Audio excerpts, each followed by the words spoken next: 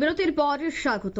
বলিউডের অভিনেতা সৈফ আলী খান, যিনি ইতিমধ্যেই ছুরি আঘাতে গুরুতর আহত অবস্থায় চিকিৎসাধীন রয়েছে, তাকে ছবার ছুরি দিয়ে আঘাত করা হয়, ছুরি দিয়ে আক্রমণ চালানো হয় এবং বেশ কিছু দুষ্কৃতীরা এই ঘটনার সাথে যুক্ত ছিল সে কথাই কিন্তু আগেই তুলে ধরেছিল মুম্বাই পুলিশ।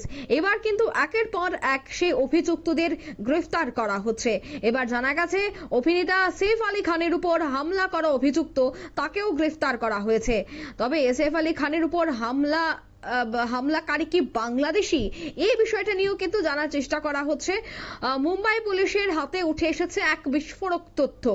কি সেই বিস্ফোরক তথ্য, কি জানাচ্ছে মুম্বাই পুলিশ, বিস্তারিত জানবো। টেলিফোন লাইনে যুক্ত হয়ে গেছে নিউজ ভ্যানগার্ড প্রতিনিধি মানুষ দে। মানুষ দা, ঠিক কি জানতে পারছো? হ্যাঁ অঙ্কিতা, যেটা ওই অভিনেতা সৈফ আলী খানের উপর যে হামলাকারী তাদের ভারতীয় সেই যে যুবককে যে পুলিশ আটক করেছে মুম্বাই পুলিশ, সেই তার কাছে ভারতীয় সেরকম কোন নথি পাওয়া যায়নি।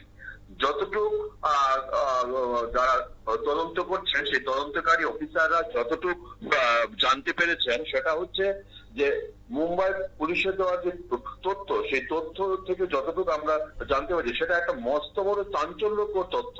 পুলিশ বলছে যে হামলাকারীর কাছে এমন কিছু তথ্যই পাওয়া যায়নি যে সে ভারতীয়, এবং তার কাছে এমন কিছু জিনিস পাওয়া গেছে তার থেকে একটা জিনিস মোটামুটি এখনো পরিষ্কার করে তদন্তকারী অফিসাররা বলছেন না, যে মোটামুটি তদন্তকারী অফিসাররা বলছেন তার কাছ থেকে যে সমস্ত জিনিস পুলিশ উদ্ধার করেছে তা থেকে সন্দেহ করা হচ্ছে সেই যুবক বাংলাদেশের নাগরিক হতে পারে, যদিও এখনো কিন্তু সে বিষয়ে কোনো সুস্পষ্ট কোনো তথ্য পুলিশ তদন্তকারী পুলিশ আধিকারিকরা জানাননি।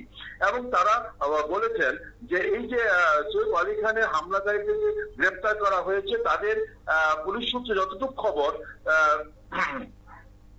একটি যেখান থেকে পুলিশ সূত্রে খবর সেখান থেকে হচ্ছে তার কাছ থেকে যে সমস্ত জিনিস পাওয়া গেছে সেটা বাংলাদেশ, সে কিন্তু ভারতবর্ষে যে থাকতো, সে ভারতে থাকতো, কিন্তু গত প্রায় ৩-৪ বছর যাবৎ সে ভারতে মুম্বাই শহরে সে বসবাস করতো, কিন্তু তার কাছে বাংলাদেশ থেকে যদি সে বাংলাদেশি নাগরিক হয়ে থাকে সেখান থেকে আসার মতো কোনো বৈধ নথিপত্র তার কাছে কিন্তু ছিল না। তাহলে পুলিশ যেটা ধারণা করছে এখনো সেটা কিন্তু সুস্পষ্ট ভাবে বলা যাচ্ছে না। ধারণা করা হচ্ছে যদি সে বাংলাদেশি নাগরিক হয়ে থাকে তাহলে সে অবৈধভাবেই ভারতবর্ষে সে প্রবেশ করেছে। এখন প্রশ্ন জাগতে পারে যে এই যে চমকপ্রদ যে বিষয়টা তদন্তকারী অফিসারদের হাতে উঠে এসছে, এটা থেকে কিন্তু একটা স্পষ্ট যে এই সৈফ আলীকে হত্যা করার পেছনে কি বাংলাদেশি কোনো জিহাদি বা গোষ্ঠী বা বাংলাদেশিদের কোন উগ্রপন্থা দল বা বাংলাদেশিদের কোন ঘাতক বাহিনী এর সঙ্গে জড়িত আছে কিনা এখন পুলিশ তদন্তের স্বার্থে কিন্তু সুস্পষ্ট ভাবে কিছু আমাদেরকে জানাচ্ছেন না, বরং তার কাছে যে জিনিসগুলি পাওয়া গেছে তার থেকে কিন্তু মুম্বাই পুলিশ ডিসিপি দীক্ষিত গেরান স্পষ্টই বলেছে যে প্রাথমিক তদন্ত যা ইঙ্গিত করছে তাতে ওই অভিযুক্ত বাংলাদেশি হতে পারে, তো ওর কাছে কোনো ভারতীয় নথি নেই।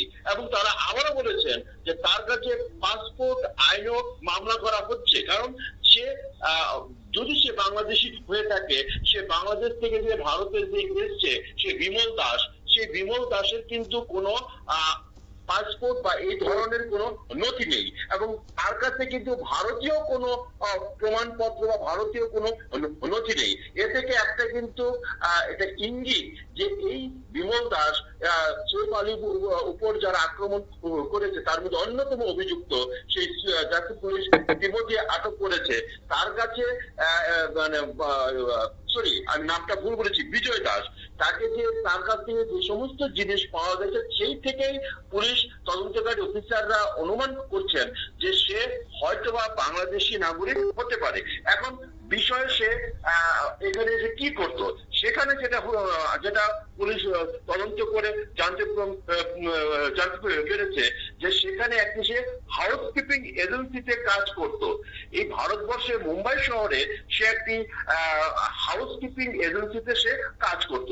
এখন এই যে সোহেব আলীর উপর যে হত্যা করা হয়েছে তার পেছনে আরো কোনো শক্ত কোনো মাথা আছে কিনা সেটা পুলিশ তদন্ত করে বলতে পারবে।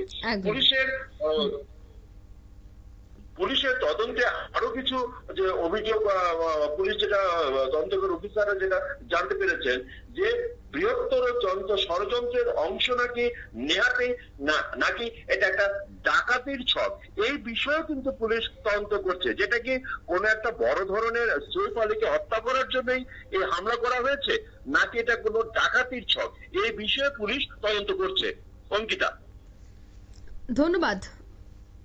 অর্থাৎ অভিনেতা সৈফ আলী খানের উপর হামলা করা অভিযুক্ত তাকে কিন্তু গ্রেফতার করা হয়েছে এবং এই গ্রেফতারকে কেন্দ্র করে কিন্তু যে চাঞ্চল্যকর তথ্য উঠে এসেছে তা হচ্ছে তার কাছে ভারতীয় কোনো প্রমাণপত্র নেই যে সে ভারতীয় নাগরিক, কিন্তু তার কাছে বাংলাদেশে একাধিক জিনিসপত্র পাওয়া গেছে। তবে কি সে বাংলাদেশ থেকে অবৈধভাবে ভারতে প্রবেশ করেছে এবং এতে অভিনেতার উপর হামলা, এর পেছনে কি কোনো ধরনের বৈদেশিক ষড়যন্ত্র রয়েছে, একাধিক বিষয় কিন্তু উঠে আসছে। তবে সবটাই উন্মোচন হবে পুলিশের তদন্তে। নিয়ে নিচ্ছে এই মুহূর্তে ছোট্ট একটি বিজ্ঞাপন বিরতি। ধন্যবাদ।